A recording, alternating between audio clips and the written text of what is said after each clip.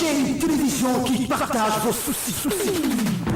Vous cherchez une télévision qui vous écoute, qui communique qui bouleverse vos esprits. Une télévision faite à tous, impartiale. Canal Espoir à votre disposition. Canal Espoir, télévision de vos rêves.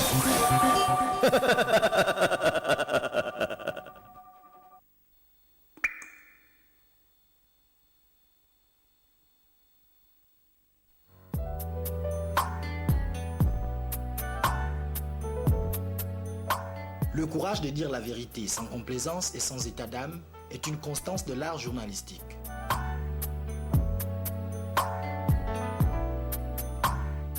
L'Espoir, votre journal préféré, désormais disponible chez votre vendeur habituel. L'espoir fait vivre et le désespoir tue. Nous sommes égaux devant le présent qui seul nous appartient. Le journal L'Espoir, c'est la différence.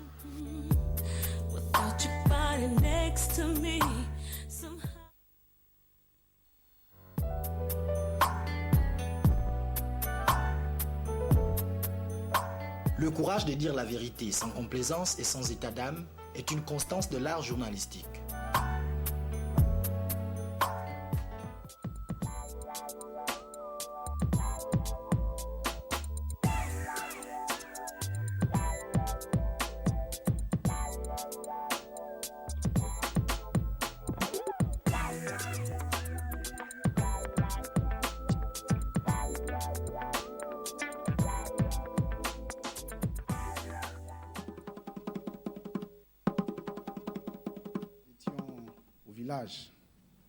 J'aurais entonné un chant que j'ai appris lors des danses initiatiques d'une Djobi. Mais hélas, nos villages tendent à disparaître pour laisser place à la ville. C'est pourquoi je veux simplement me plier à l'exercice auquel nous avons été conviés, celui de lire notre discours de circonstance. Monsieur le Président de la République, la Convention des partis démocrates et républicains de l'opposition, CPDRO, se réjouit, par ma voix, d'avoir été convié à cette cérémonie de présentation du rapport rédigé par le cabinet McKinsey sur l'état de la pauvreté dans notre pays, lequel vous a été transmis par Mme Sylvia Bongo Ondimba. En effet, nous nous réjouissons que vous appeliez à nouveau la classe politique pour parler des problèmes du Gabon. Et la pauvreté en est un. Car si l'on s'accorde avec Ivan Illich en définissant le pauvre comme étant celui qui ne parvient pas à satisfaire un certain nombre de la consommation obligatoire, il en résulte alors que le problème majeur à résoudre au Gabon est le problème de la pauvreté. À son époque, s'intéressant à cette question, après avoir fait plusieurs recherches sur la nature et les causes de la richesse des nations, Adam Smith nous a enseigné qu'aucune société ne peut prospérer et être heureuse si la plus grande partie de ses membres est pauvre et misérable. Il nous faut donc tous agir pour un mieux-être global de tous, ici et maintenant. Seulement, nous notons que cette rencontre fait suite à 4 autres que vous avez antérieurement initiées sur l'organisation des législatives de 2011 avec la biométrie, la présidence du Gabon à la CEMAC, l'intégration de la biométrie dans le processus électoral et la réforme du Conseil national de la démocratie, CND. Mais, Monsieur le Président de la République, à chaque fois, l'opposition dans son ensemble se rendait souvent compte qu'elle était toujours flouée quand elle constatait le non-respect des engagements pris à l'issue de ces conclaves. Le fiasco des législatives de 2011, la décision d'accepter la libre circulation des personnes et des biens en zone CEMAC dès janvier 2014 et l'échec de la mise en place de la biométrie tel que convenu en sont des parfaites illustrations. Par conséquent, les partis membres de la Convention des partis démocrates et républicains émettent beaucoup de réserves sur la suite à donner au rapport ci-dessus cité. Monsieur le Président de la République, face à un dilemme, celui de choisir entre l'éthique de la conviction et l'éthique de la responsabilité évoquée par Max Weber, nous nous sommes posé la question de savoir s'il fallait venir à cette rencontre. Dans nos multiples hésitations, nous avons pensé à l'amour de la patrie. Comme l'avait fait le révérend Martin Luther King, nous avons pensé non pas à la énième désillusion que nous pourrions subir, mais plutôt aux conséquences qui pourraient arriver si le dialogue politique venait à être rompu. Nous avons donc décidé de répondre présent et d'être en phase avec la sagesse gabonaise qui dit que l'amour de la patrie nous oblige, plus que nous oblige ce que nous devons faire lorsque nous avons perdu une mère. Nous voici donc, Monsieur le Président de la République, pour vous dire que le tableau si avant dressé nous a plongé dans une profonde et large réflexion qui nous a conduit à consulter plusieurs de nos compatriotes. Nombreux sont, d'ailleurs, les compatriotes qui s'étonnent de l'existence de la pauvreté dans notre pays. Pour eux, au lieu de parler de la pauvreté, il faut plutôt parler de la richesse du Gabon et des canaux de distribution de cette prospérité.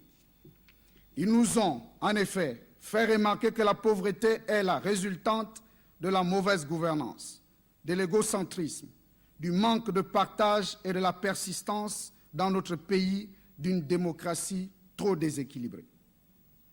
Pour preuve, il nous plaît de faire constater qu'en 2011, le Fonds monétaire international, FMI, plaçait le Gabon au 3e rang africain du revenu par habitant, avec un PIB s'élevant à 10 982 $ par habitant, soit en moyenne 5,5 millions de francs CFA, et d'ailleurs en hausse, puisque l'année précédente, celle de 2010, il était de 8 395 $.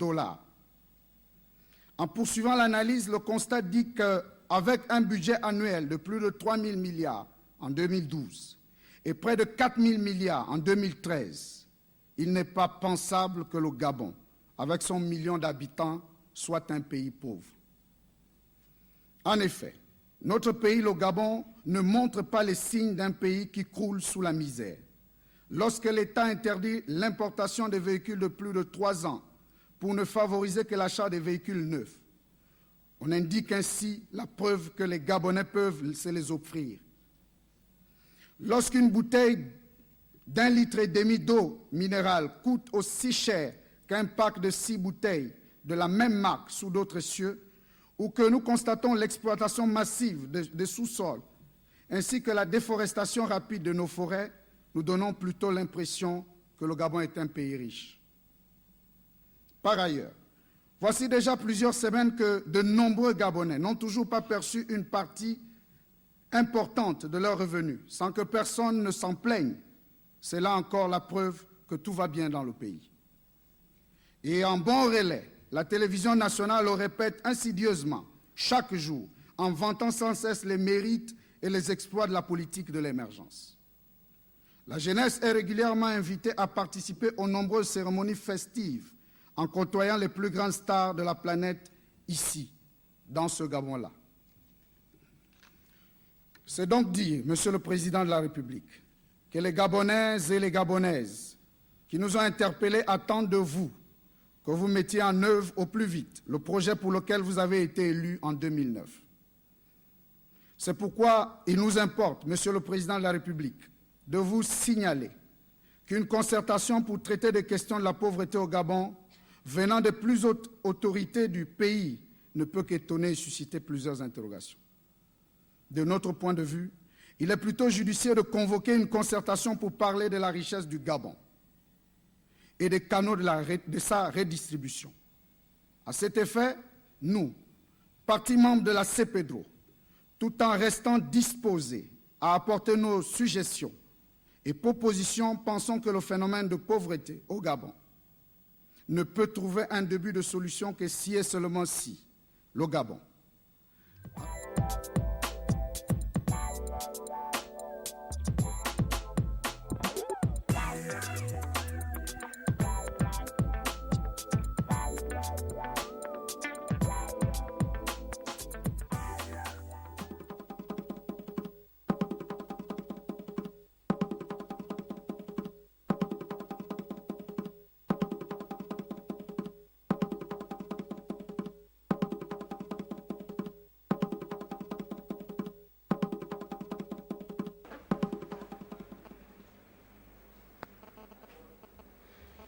Mesdames et messieurs, bonsoir. Toutes nos excuses pour le retard avec lequel nous débutons cette émission.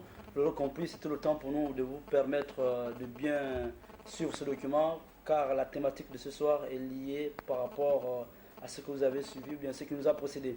Pour le bonheur des téléspectateurs de l'émission Dites-nous la vérité, vous savez que mercredi dernier, nous avons parlé de la question de l'impôt et spécifiquement de l'impôt synthétique libératoire. Suite à vos interventions et suite à vos contributions, je vous rappelle que l'impôt synthétique libératoire est suspendu jusqu'à nouvel ordre, le temps pour la Direction générale des impôts de pouvoir harmoniser tout et peut-être de mener une communication dans ce sens. Merci pour l'intérêt que vous portez à cette émission et surtout bon confort d'écoute. Il faut rappeler que l'émission est suivie aussi sur les 89.5 FM, votre chaîne de radio Fréquence Espoir. Il faut dire que le 18 février dernier, à l'initiative du chef de l'État Ali Bongo Ondimba, il avait invité les responsables des partis politiques et groupements politiques de la majorité et de l'opposition légalement reconnus. Ils avaient tous suivi la présentation par le cabinet McKinsey de la stratégie de lutte contre la pauvreté au Gabon, afin que tous les acteurs politiques ou bien toute la classe politique soient au même niveau d'information. Et c'était aussi pour permettre à ces derniers de savoir quelles sont les stratégies qui sont mises en place pour que nous puissions lutter contre ce phénomène qu'est la pauvreté et la précarité. Ce soir, nous allons analyser le discours de M. Joël Ngweneni Zengouma, président de cette merveille du peuple. Il était à cette occasion le représentant des partis politiques regroupés au sein de la Convention des partis démocrates et républicains de l'opposition. Il sera avec nous sur ce plateau d'un moment à un autre. Vous l'avez suivi, bien vous l'avez vu sur votre petit écran. C'est avec lui que nous allons analyser son discours qui a, on va dire, touché plus un discours qui a intéressé plusieurs Gabonais et plusieurs compatriotes. Donc avec lui, on va essayer de décrypter ce qu'il a dit qui n'a pas été compris par le commun des mortels. Pour mieux lutter contre la pauvreté, il faut bien connaître l'ennemi. Lui va nous donner quelques explications concernant son discours. Bonsoir, Monsieur le Président.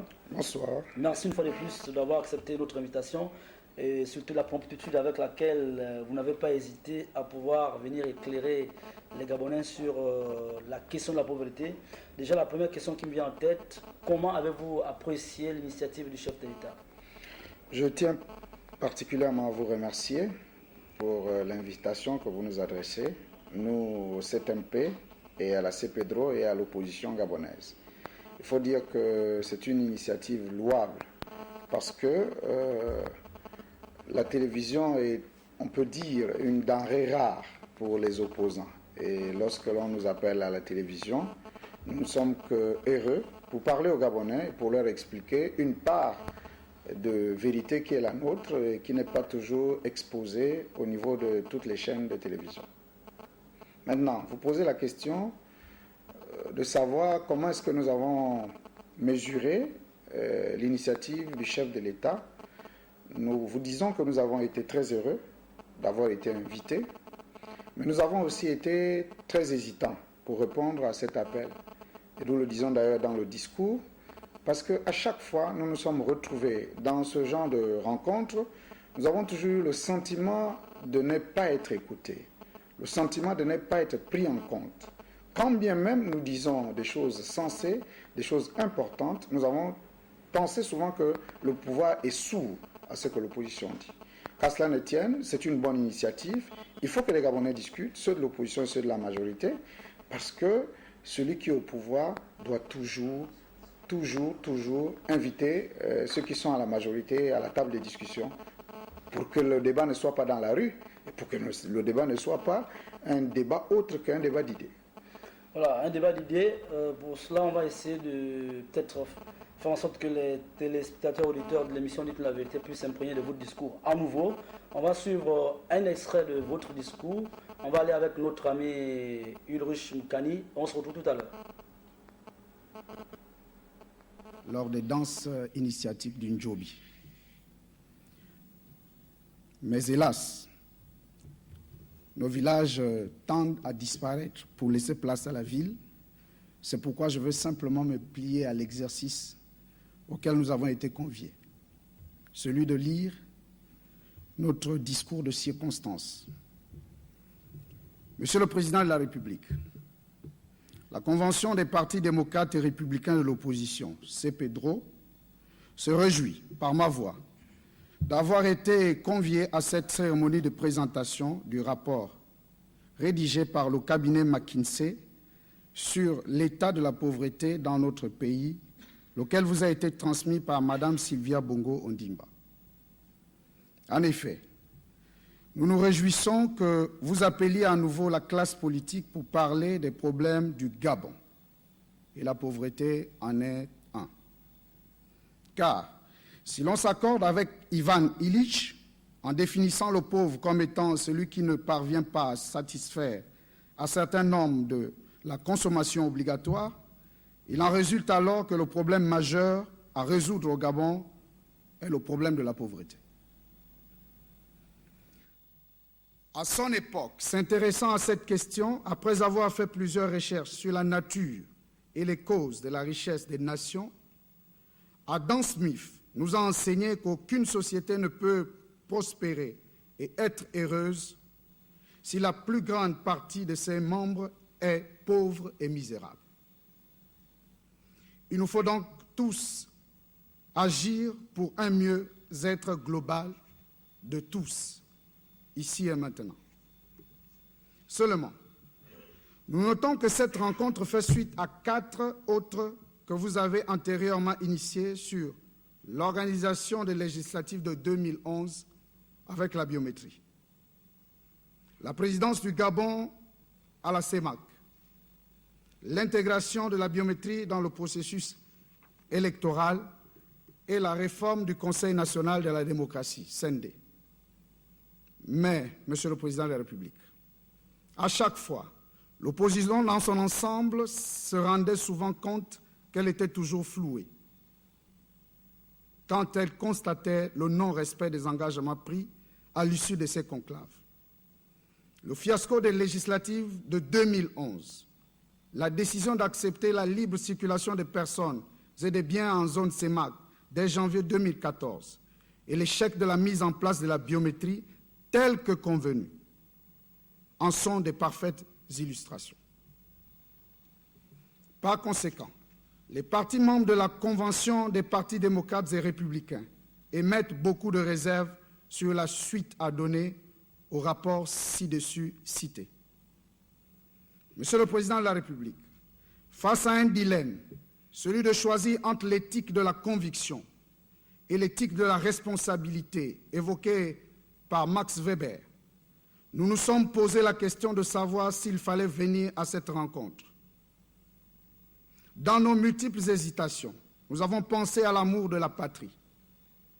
Comme l'avait fait le révérend Martin Luther King, nous avons pensé non pas à la énième désillusion que nous pourrions subir, mais plutôt aux conséquences qui pourraient arriver si le dialogue politique venait à être rompu. Nous avons donc décidé de répondre présent et d'être en phase avec la sagesse gabonaise qui dit que l'amour de la patrie nous oblige, plus que nous oblige ce que nous devons faire lorsque nous avons perdu une mère. Nous voici donc, Monsieur le Président de la République, pour vous dire que le tableau ci-avant dressé nous a plongé dans une profonde et large réflexion qui nous a conduit à consulter plusieurs de nos compatriotes. Nombreux sont, d'ailleurs, les compatriotes qui s'étonnent de l'existence de la pauvreté dans notre pays. Pour eux, au lieu de parler de la pauvreté, il faut plutôt parler de la richesse du Gabon et des canaux de distribution de cette prospérité. Ils nous ont, en effet, fait remarquer que la pauvreté est la résultante de la mauvaise gouvernance, de l'égocentrisme, du manque de partage et de la persistance dans notre pays d'une démocratie trop déséquilibrée. Pour preuve, il nous plaît de faire constater qu'en 2011, le Fonds monétaire international, FMI, plaçait le Gabon au 3e rang africain du revenu par habitant, avec un PIB s'élevant à 10 982 $ par habitant, soit en moyenne 5,5 millions de francs CFA, et d'ailleurs en hausse, puisque l'année précédente, celle de 2010, il était de 8 395 $. En poursuivant l'analyse, le constat dit qu'avec un budget annuel de plus de 3 000 milliards en 2012 et près de 4 000 milliards en 2013, il n'est pas pensable que le Gabon, avec son million d'habitants, soit un pays pauvre. En effet, notre pays, le Gabon, ne montre pas les signes d'un pays qui croule sous la misère. Lorsque l'État interdit l'importation des véhicules de plus de 3 ans pour ne favoriser que l'achat des véhicules neufs, on indique ainsi la preuve que les Gabonais peuvent se les offrir. Lorsqu'une bouteille d'1,5 litre d'eau minérale coûte aussi cher qu'un pack de 6 bouteilles de la même marque sous d'autres cieux, ou que nous constatons l'exploitation massive des sous-sols, ainsi que la déforestation rapide de nos forêts, nous donnons plutôt l'impression que le Gabon est un pays riche. Par ailleurs, voici déjà plusieurs semaines que de nombreux Gabonais n'ont toujours pas perçu une partie importante de leurs revenus, sans que personne ne s'en plaigne. C'est là encore la preuve que tout va bien dans le pays. Et en bon relais, la télévision nationale le répète insidieusement, chaque jour, en vantant sans cesse les mérites et les exploits de la politique de l'émergence. La jeunesse est régulièrement invitée à participer aux nombreuses cérémonies festives, en côtoyant les plus grandes stars de la planète ici, dans ce Gabon-là. C'est donc dire, Monsieur le Président de la République, que les Gabonais et les Gabonaises qui nous ont interpellés attendent de vous que vous mettiez en œuvre au plus vite le projet pour lequel vous avez été élu en 2009. C'est pourquoi il nous importe, Monsieur le Président de la République, de vous signaler qu'une concertation pour traiter des questions de la pauvreté au Gabon, venant des plus hautes autorités du pays, ne peut qu'étonner et susciter plusieurs interrogations. De notre point de vue, il est plutôt judicieux de convoquer une concertation pour parler de la richesse du Gabon et des canaux de sa redistribution. À cet effet, nous, partis membres de la CPDRO, tout en restant disposés à apporter nos suggestions et propositions, pensons que le phénomène de pauvreté au Gabon ne peut trouver un début de solution que si et seulement si le Gabon, avec votre personnel et ferme engagement, s'engage résolument à organiser une conférence sociale réunissant la classe politique, les opérateurs économiques et la société civile, à réviser la Constitution, à l'adopter par voie référendaire, en débouchant sur des élections présidentielles et législatives à 2 tours et à la limitation des mandats, à mettre en application la loi sur la décentralisation, en octroyant des budgets conséquents aux collectivités locales. Monsieur le Président de la République, il vous revient certainement que c'est dans ce palais que notre regretté président, Feu Omar Bongo Ondimba, a déclaré que Dieu ne nous a pas donné le droit de faire de ce pays, le Gabon, ce que nous sommes en train de faire.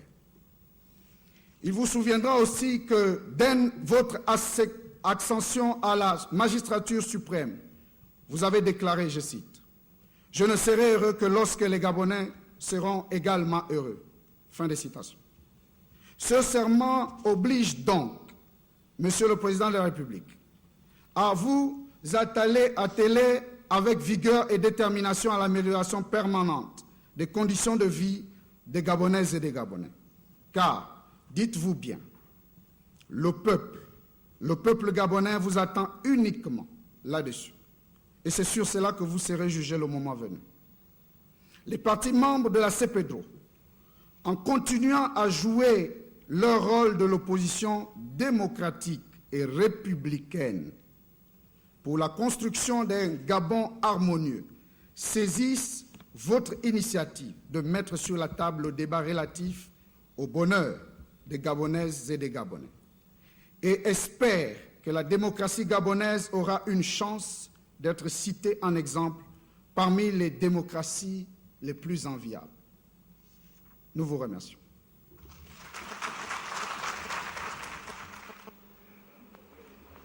Vous avez suivi le discours de M. Joël Zangouman qui est avec nous sur ce plateau. On va essayer de le décrypter ensemble il sera en direct. Vous pourrez poser vos questions si vous avez quelques préoccupations. Allô, bonsoir. Bonsoir. Apportez-nous votre part de vérité. Nous recevons ce soir M. Joël Zangouman, le président des 7 merveilles du peuple. Allô, bonsoir. Intervenez. Bonsoir, monsieur. Bonsoir. Je voulais réagir à votre émission sur les impôts. Allô? Intervenez, nous vous écoutons. Quelle est votre préoccupation? Quelle est votre part de vérité? Je voulais dire simplement que par rapport au coût des impôts, je trouve que l'État gabonais est vraiment au contraire de ce qu'il dit. On ne peut pas d'un côté combattre la pauvreté, de l'autre côté augmenter les impôts comme on a vu dans l'Union.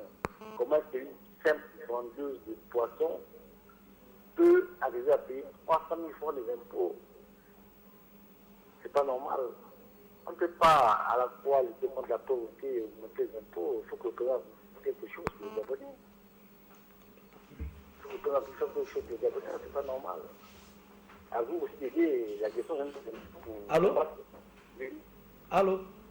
Oui, je vous écoute. C'était une parenthèse. Nous ne parlons pas de la question de l'impôt. Nous parlons de la lutte contre la pauvreté. Il n'y a pas lutter contre la pauvreté. Augmenter les impôts, c'est la lutte contre la pauvreté. Il y a que les gens pauvres qui font les petits commerces pour survivre, payer leur aspect à leurs enfants. Le monsieur avec la côté, il le fait très bien.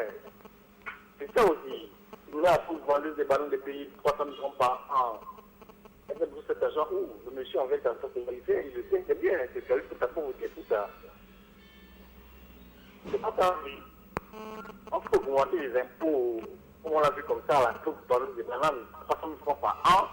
Et dire qu'on lutte contre la pauvreté, c'est pas normal. Merci, au revoir. Bonne soirée. Merci pour votre participation à ce débat. Je voudrais juste rappeler, peut-être après vous, il y a d'autres qui voudront intervenir dans le même sens, que nous ne parlons pas de la question de l'impôt. C'était une parenthèse, c'était pour vous informer que l'impôt l'ISL est suspendu, que nous recevons ce soir M. Zangouman. Nous parlons de la lutte contre la pauvreté et nous allons avec lui analyser son discours. Donc, permettez-nous d'avancer et essayons d'ensemble analyser son discours et peut-être vous permettre de poser des questions par rapport à la lutte contre la pauvreté. Monsieur Zangouman, dès votre prise de parole, vous avez dit que si vous étiez au village, vous devez entonner un chant. Pour le commerce mortel, on n'a pas compris. Qu'est-ce que vous avez voulu signifier par là? Bien, merci pour la question. Je suis président du 7MP. Et le 7MP est un parti de droite. C'est un parti qui milite pour justement la valorisation de notre culture, de notre Gabon profond. Il faut le faire connaître. Il faut donc que nous soyons fiers d'être Gabonais et d'être ce que nous sommes. Et vous voyez bien que lorsqu'on arrive à ce genre de rencontre, c'est toujours bien que l'on baigne dans une musique gabonaise. Or, nous étions étonnés d'être là au milieu des chants ou de musique venue d'ailleurs. Donc, nous avons voulu déjà, d'entrée de jeu, dire que nous n'étions pas très à l'aise. Oui, allô, bonsoir. Allô, bonsoir. Oui, je voudrais intervenir par rapport à votre thématique. Intervenez. On va demander à Louis Moukani de vous rendre un peu plus audible. Hein. Allô? Oui, allô? Est-ce que vous pouvez vous éloigner de votre poste récepteur, je vous en prie, pour qu'on puisse mieux apprécier vos propos? Oui, attendez.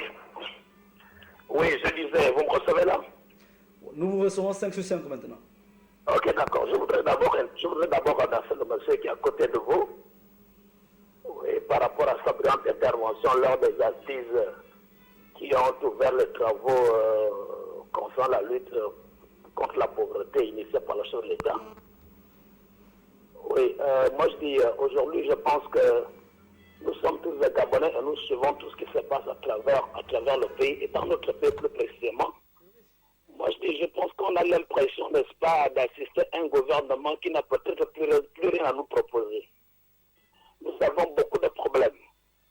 Le Gabonais vit en dessous du seuil de la pauvreté depuis pratiquement des décennies. Ce n'est pas aujourd'hui que la pauvreté dans notre pays est une réalité. Il n'a pas fallu exclusivement mettre la main sur un cabinet pour que nous puissions le savoir. Nous le savons. Comme l'a bien dit Louis Gaston Maïla, qu'il n'a pas fallu, il n'était pas nécessaire d'appeler des gens à l'extérieur pour qu'on puisse savoir que le Gabonais vit mal. Il était plutôt question d'appeler le Gabonais, puisque c'est celui qui est au pied de cette situation, c'est lui qui vit tout cela. On dit pour couper un arbre, on le scie à la base. Et c'est le Gabonais moyen, c'est le Gabonais lui-même qui connaît ses propres réalités. Il ne nous appartient pas aujourd'hui de faire à ce que de trouver d'initier des situations complexes, des entreprises pour qu'on puisse le savoir. Le chef de l'État devrait peut-être changer de stratégie. Ça, je dis, c'est un souhait qu'il devrait changer de stratégie pour qu'au moins, d'ici sous peu, le Gabonais le plus moyen puisse trouver son compte. Parce que nous ne l'avons pas. Les sociétés ne cessent de fermer depuis un temps. On ne va pas passer. Le chef de l'État, en 2009, lorsqu'il a accédé à la magistrature suprême, a annoncé une batterie de mesures. Mais nous constatons que depuis pratiquement qu'il est là, c'est les mêmes propositions. On parle d'initiative en initiative. Et à quand allons-nous boucler toutes les initiatives annoncées? Aujourd'hui, c'est la lutte contre la pauvreté. Avant-hier, c'était autre chose. Et après, demain, c'est autre chose. Moi, je dis qu'il y a la nécessité, n'est-ce pas, de prendre les choses telles qu'elles se présentent. Et le Gabon n'a qu'un 1,5 million d'habitants. Nous avons des milliards de budget à chaque fois. Comment pourrions-nous vivre dans cet état-là? C'est pas possible. Et on parle de ça depuis pratiquement des années. C'est pas possible. Je ne suis peut-être pas expert en la matière, mais il nous appartient à nous de savoir ce que nous voulons, de savoir ce qu'on veut pour ce pays. Le Gabonais a des problèmes. Vous allez remarquer autour de nous, je suis en zone portuaire. Et ça fait longtemps que j'y suis. Et il n'y a rien qui avance. Comment allez-vous comprendre que quelqu'un peut mettre 10 ans dans une société sans qu'il soit embauché? Et l'État gabonais est au courant de cela. Et c'est des familles gabonaises qui en souffrent. 10 ans dans une société, personne n'est embauché. 20 ans, vous êtes journalier. Et ces mêmes gens sont là avec le pouvoir. Et le pouvoir, ça, c'est d'abord une façon de commencer par lutter contre la pauvreté. Trouver des emplois au plus moyen, trouver des emplois au moyen, et trouver des emplois à ceux qui en mériteraient, je dirais, convenablement. Et d'ailleurs, c'est le cas de tout le monde mérite un emploi convenablement. Le chef de l'État connaît peut-être pas le Gabon tout entier, mais nous le connaissons. Et c'est à lui que nous demandons de changer de stratégie de façon à ce que les choses soient faites de façon plus simple. On n'a pas besoin de ça. On a besoin de choses plus simples pour que ça réussisse. La route, par exemple, c'est d'abord un grand facteur de développement. Ne serait-ce que la route.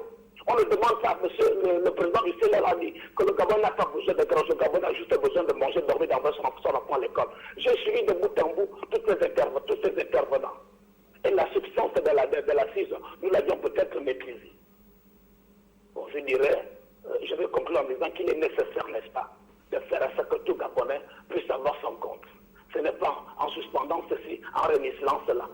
Ceux qui ont justement le fonds comme aujourd'hui ont des revenus de loyer qui vont à plus de millions de francs de mois. Ça veut dire que celui qui était pauvre restera pauvre, celui qui est déjà riche restera riche. Là, quand on parle de l'impôt, c'est ceux-là qui doivent beaucoup plus payer l'impôt.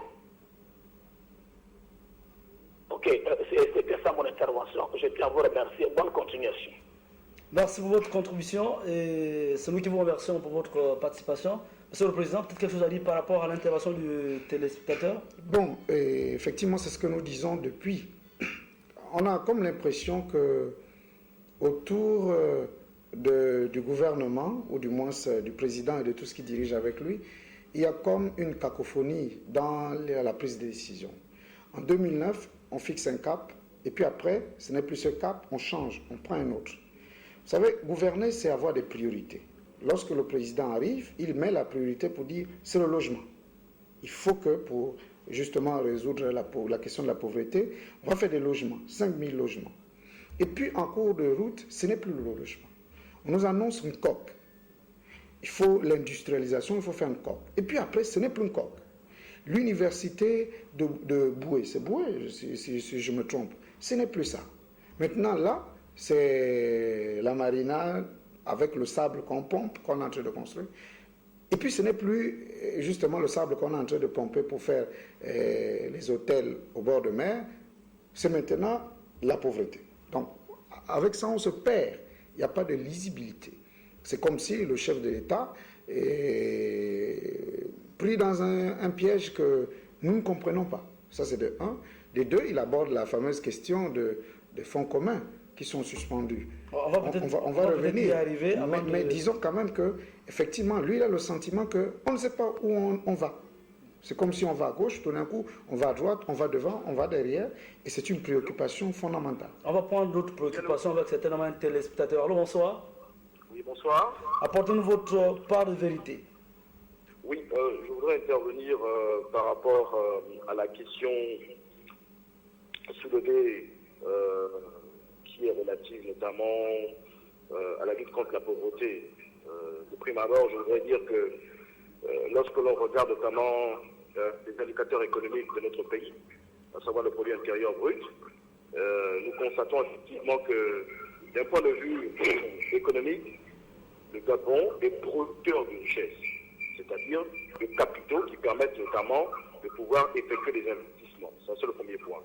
Le second point, il porte sur, j'allais dire, les enjeux, en fait, non seulement d'une gouvernance politique aseptisée de toutes les mauvaises pratiques ou de toutes les intrigues que l'on viendrait notamment à qualifier ici et qui ne participent pas de la structuration d'un véritable processus d'émergence du pays. D'autre part, il serait intéressant également de voir dans quelle mesure les différentes couches sociales de la société gabonaise puissent accéder aux revenus que produit notamment le Gabon en tant que richesse, en tant que pays. Et pour terminer, je pense que la question relative à la mise en place d'un cabinet international qui viendra notamment faire une étude sur la pauvreté, de mon point de vue, elle n'est pas pertinente dans la mesure où nous avons suffisamment d'intelligence d'un point de vue économique, sociologique, psychologique, financier, qui peuvent mener de manière pertinente de véritables services sur la manière dont il faut, non pas lutter contre la pauvreté. La pauvreté constituerait ici, passez-moi le terme, l'arbre qui cacherait la forêt, mais plutôt poser les problématiques d'une redistribution, j'allais dire, de la justice, suivant les canons de John Rawls, qui viendrait notamment à parler de l'implémentation d'une justice distributive, c'est-à-dire d'une justice qui ferait en sorte que, en fonction de votre niveau de performance, du rendement que vous apportez au niveau du processus de production de la richesse nationale, vous soyez rémunéré. Par conséquent, pour moi, la pauvreté, excusez-moi du terme, c'est un fantôme. Merci pour votre participation à ce débat. Monsieur Joan Zongouma, la question que je veux savoir, sommes-nous d'accord avec les chiffres? 30% des Gabonais seulement vivent sous le seuil de la pauvreté? Non, le chiffre, ce n'est pas 30% des Gabonais. D'après ce que moi j'ai compris, avec la présentation qui nous a été faite, c'était 30% des... Pour l'émission, s'il vous plaît. Allô?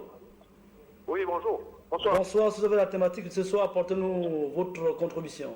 Oui, je voulais juste avoir juste une félicitation, monsieur avec vous, pour dire que s'il y a beaucoup de Gabonais qui peuvent avoir cette intervention qu'il a faite devant le président de la République, au moins beaucoup de choses peuvent changer. Parce que le pouvoir des Gabonais actuellement ont des difficultés pour informer le président de la République des situations qui se passent actuellement au Gabon. Et par rapport à ça, si on a fait ce genre d'intervention vis-à-vis du président de la République, je sais que beaucoup de gens qui sont en train de couvrir beaucoup de choses qui se passent au Gabon, beaucoup de secrets sont sortis au sortir de le président de la République pourrait mettre un fardeau au niveau de ces décisions qui prennent dans ce temps. Donc je suis très content qu'on trouve un Gabonais de cette envergure qui dise la vérité au président de la République. S'il y a 5 aussi comme ça, je voudrais que beaucoup de choses pourront changer. Et je suis très content de cette façon. Et merci encore. Merci pour votre contribution. Oui, monsieur le président. Alors, j'étais en train de vous On parle de dire... 30% des familles, 30% des Gabonais? Non, c'est d'après ce que moi j'ai compris dans la présentation qui a été faite, il s'agissait de 30% de ménages, Ok. 30% des foyers. Et ils avaient pris en moyenne 5 personnes par ménage. Maintenant, il faut aussi dire que l'étude nous a semblé minorer la réalité. Parce qu'un des intervenants, parmi les responsables politiques, faisait ressortir qu'on était à peu près environ à 60% des Gabonais qui vivaient justement au seuil de la pauvreté, c'est-à-dire avec moins de 80 000 par mois. Alors, la question que je veux savoir, peut-être abordant, le chef de l'État a fait quelques annonces. On va pas peut-être respecter la logique de vos discours. On va prendre les questions pêle-mêle. Allô, bonsoir. Oui, allô? Allô, bonsoir. Oui, bonsoir. C'est pour l'émission. Allez-y, madame, vous pouvez intervenir. Oui, merci. Je voudrais déjà remercier le président de cette merveille du peuple pour son intervention. Donc, je voudrais juste dire, en résumé, qu'il a vraiment fait état de la situation du pays. Donc, qu'on arrête un peu avec tout ce qui est séminaire, rencontre. On doit maintenant être dans l'action. Hein, comme a dit le président de cette merveille du peuple, c'est un problème de redistribution des richesses dans ce pays. C'est le seul problème qu'on a. Qu'on arrête de parler de pauvreté au Gabon, ce n'est que rien que la redistribution des richesses qui est mal faite. Moi, je pense que le président de la République est au courant de tous les problèmes que les Gabonais endurent au jour le jour. Que ce soit de la ménagère, que ce soit les problèmes de logement, que ce soit les problèmes d'emploi, les forums et des forums sont organisés pour parler justement de ces mêmes problèmes. Là, c'est une distraction de pouvoir parler aujourd'hui de la pauvreté. La pauvreté au Gabon, elle existe depuis des années. Depuis même l'époque des deux feux présidents, le pays est comme il est. Donc, que l'on pense plutôt à une meilleure redistribution des richesses de ce pays. Merci encore pour votre émission et bonne soirée à vous. Merci, bonne soirée à vous et surtout bon début de week-end. Évitez les excès. Monsieur le Président, quel est votre avis sur la suspension des fonds par le chef de l'État? Justement, les fonds communs, j'allais dire. Les fonds communs, c'est ce que nous disons depuis. On a comme l'impression que le pouvoir ne sait plus exactement où il va. Tantôt c'est à gauche, tantôt c'est à droite. Alors, voilà une bonne initiative, celle de dire que on va faire en sorte que les plus pauvres aient quelque chose. Mais la solution qu'on a trouvée, c'est celle de dire on va enlever, parce que ceux qui ont le fonds commun, disons-le très clairement au Gabon, c'est peut-être la classe moyenne. C'est-à-dire, si on classifie à 3 étages, il y a des riches, il y a une classe moyenne, c'est-à-dire ceux qui ont fait des études et qui travaillent avec un bon revenu, peut-être, c'est la classe moyenne. Mais voilà, curieusement, la solution qui est prise, c'est celle d'appauvrir également la classe moyenne. Ça nous semble un peu déplacé comme solution. C'est vraiment une mauvaise solution. Parce que, dites-vous bien, ce temps où le fonds commun est suspendu, comment ces familles vont vivre? Aux impôts, ils sont, selon les chiffres, je peux me tromper, mais selon ce que j'ai appris aujourd'hui, ils sont à peu près à 1500 foyers, on va dire, 1500 familles. Ça veut dire 1500 familles qui vont être amputées de leurs revenus. Parce qu'il faut dire la vérité aux Gabonais, le fonds commun, en général, dans les régies financières, est supérieur au salaire versé par la fonction publique. Et avec le système de endettement, la plupart de ceux qui ont le fonds commun sont endettés, c'est-à-dire ils ont les crédits. Donc leur salaire de la fonction publique est déjà hypothéqué par les banques. Donc quand on suspend le fonds commun, ça veut dire qu'ils se retrouvent sans salaire pendant cette période. Ça fait 2 mois que ça dure. Ça va faire 3, 4, mais ces familles vivent comment? Est-ce qu'on n'est pas en train de faire là aussi des pauvres? Donc ça nous semble un peu déplacé, lutter contre la pauvreté en appauvrissant ceux qui ont déjà quelque chose. Et surtout que ces familles, justement, qui ont le fonds commun, aident ceux qui n'ont rien du tout. Nous savons comment le Gabon vit. C'est celui qui travaille, prend en charge ceux qui ne travaillent pas. Les neveux, les nièces, les parents, ils vivent indirectement des transferts de ce fonds commun. Donc quand on le suspend, il y a un problème. Dans votre discours, vous ne comprenez pas comment le Gabon, qui est coté comme 3e pays le plus riche en Afrique, puisse... Allô, bonsoir. Allô, bonsoir. Vous pouvez intervenir. Oui, allô, bonsoir, M. Alban. Bonsoir. Bonsoir, M. Président. Bonsoir. Alors là, je suis vraiment un Gabonais très heureux. Très heureux parce que j'ai suivi votre intervention qui m'est partie droit au cœur. Nous n'avons même pas de commentaires à faire. Vraiment, je pense que malheureusement que, vous voyez, il n'y a rien que la chaîne de télévision en face de vous qui présente cela. Et cette chaîne de télévision est suivie, je crois, exclusivement à l'île de Ville. Et je ne sais pas si elle va jusqu'en tout. Vous savez, ce genre d'émission devait nous servir à toute la population gabonaise. Donc, ça veut dire même à l'intérieur du pays, on devait avoir ces canaux-là. Malheureusement, je pense que c'est compliqué. Mais, Monsieur le Président, je vous remercie du fond de mon cœur. Merci. Parce que vous avez dit exactement les vrais problèmes et les mots qui minent le Gabon. Pour ça, il n'y a plus, malheureusement, comme vous le constatez, nous les Gabonais, nous sommes ce que nous sommes. Vous allez entendre des gens qui vont dire n'importe quoi en disant oui, il est intervenu parce que vous avez faim. Alors que non, la réalité est en face de nous. Ne soyons pas aveugles. Mais vraiment, je n'ai pas de commentaires, rien que ce remerciement et ces félicitations. J'espère que nous, les leaders villois, qui certains sur l'émission, pourront faire une analyse et comprendre que la situation du Gabon, elle est là. Nous sommes à terre et il faut relever ce défi. Le président connaît les problèmes des Gabonais. Il ne faut pas qu'on l'ignore, il ne faut pas qu'on continue comme il les connaît. Et je lui dis même pourquoi aller même prendre un cabinet à l'extérieur. Est-ce qu'il peut nous dire exactement combien ça coûte alors qu'il y a des Gabonais qui sont là? Vous voyez combien de fois encore, nous les Gabonais, nous ne sommes même pas pris en compte par notre suprême. Vous voyez un peu le mal encore que celui-là. On va prendre un cabinet extérieur, mais ça coûte combien? Est-ce que le président peut nous dire que le cabinet a été payé à temps? Je ne crois pas. Voilà encore comment on a pourvu utiliser le pays. Mais je préfère m'arrêter par là, vous remercier et continuer sur cet élan. Nous sommes des personnes qui sont là, qui nous écoutons et je pense que beaucoup vont suivre ce que vous avez dit. Allez, bonne soirée. Merci. Merci, bonne soirée à vous. Comment justifier la pauvreté dans un pays comme le Gabon, qui est à côté du troisième pays le plus riche en Afrique? Alors, c'est le paradoxe gabonais, mais la réponse est toute trouvée. Hein. C'est une question de mauvaise gouvernance.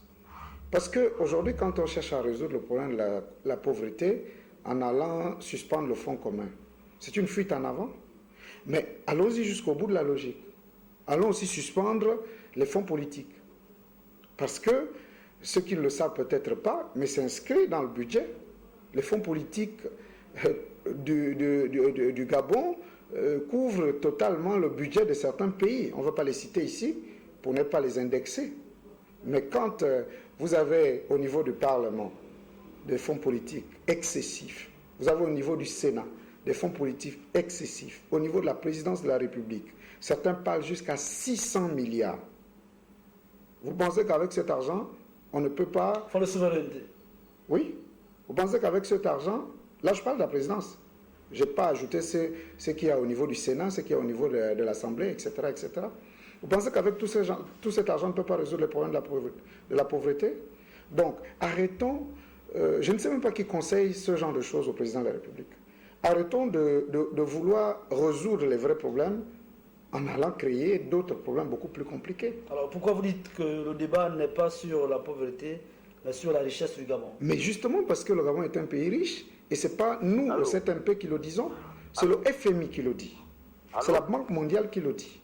Pensez-vous que les indicateurs sont en phase avec la réalité? On va y revenir. Allô, bonsoir. Allô. Allô, bonsoir. Bonsoir, monsieur. Apportez-nous votre part de vérité. Nous recevons le président Joël Nzengouma. Oui, excusez-moi d'intervenir en écran. On parle de pauvreté, La pauvreté réside d'abord sur les prix appliqués au Gabon. Même si on partage les richesses à tous les Gabonais, dès lors que les prix sont restés toujours et seront élevés, on ne pourrait pas trouver la solution à cela. Pour construire une maison, il lui coûte combien? et que le poste coûte combien. Au contraire, si on va distribuer les prix à tous les Gabonais de revenus, les prix vont tomber. Il faut trouver une solution à cela. Et pour éradiquer la pauvreté au Gabon, il faut qu'un Gabonais ait un emploi, une maison, et que son enfant puisse aller à l'école et se faire soigner. Si ces 4 points sont résolus au Gabon, je pense qu'on trouvera la solution. Vous pouvez distribuer autant d'argent que vous voulez. Et la plupart des magasins sont par les hautes personnalités de l'État. Ils ne pourront jamais accepter de casser les prix. Il faut qu'il se fasse violence. Le président connaît tous les problèmes. Il a vécu au Gabon depuis combien d'années, aux côtés de son père. On a besoin de faire une étude dans ce cabinet de sa femme pour avoir des résultats. C'était ma maigre contribution, monsieur. Veuillez m'excuser. Et je vous remercie pour votre émission. C'est nous qui vous remercions pour votre participation.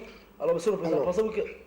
allez-y. Non, je tente de vous dire qu'effectivement, notre ami qui vient de prendre la parole voit juste. Quand on parle de la redistribution, il ne s'agit pas de prendre l'argent et aller donner aux uns aux autres. La redistribution, c'est dire, voici l'argent qui a été produit. Et la Banque mondiale, le FMI le disent, c'est le 3e pays le plus riche si l'on prend tout ce qui a été produit et on divise par la population. Quand on parle de la population ici, ce n'est pas seulement les Gabonais, c'est tous ceux qui vivent au Gabon. Ça donne des sommes énormes, énormes.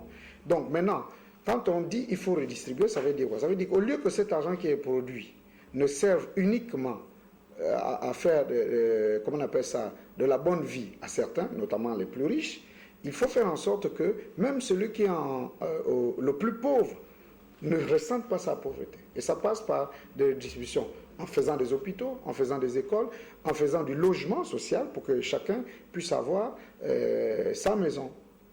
Nous suivons la France, nous copions sur la France. Vous savez qu'en France, il y a des gens qui ne travaillent pas, mais qui sont logés. Il y a eu des programmes qui ont des revenus chaque fin de mois, pour leur permettre justement d'avoir le minimum. C'est-à-dire, ils ont la maison et ils mangent et ils se soignent. C'est ça la redistribution. Et ça peut se faire dans ce Gabon-là. Êtes-vous sûr, monsieur le président? Parce que apparemment, on a comme l'impression que les caisses de l'État sont vides. Si on arrive à supprimer, par exemple, les caisses sont vides parce qu'on allait pomper le sable au bord de mer pour construire je ne sais pas quoi. Les caisses sont vides parce que dans peu de jours, justement, il y a les Kofi Olomide avec les Kassav qui vont venir faire la fête au Gabon. Les caisses sont vides. Pourquoi? Parce qu'on fait des choix d'investissement que l'on ne sait pas dans quel but. Les achats de maisons, de voitures, etc., etc. On va d'abord prendre le téléspectateur avant de poursuivre avec vous. Allô, bonsoir. Bonsoir. Intervenez, madame, si vous avez la thématique de ce soir. Oui, je voudrais déjà le président de quoi le parti de cette MP là, par rapport au discours qui nous a, comment il a évolué tous les Gabonais. Merci, madame. On va vraiment avoir des présidents de partis politiques comme lui. Et ensuite, je voudrais revenir sur la problématique de la pauvreté. Moi, je me rappelle, dans les présidentielles, Madame Marona, la prophétesse, avait dénoncé ça avec toute la violence qu'il fallait. Elle a parlé de la baie des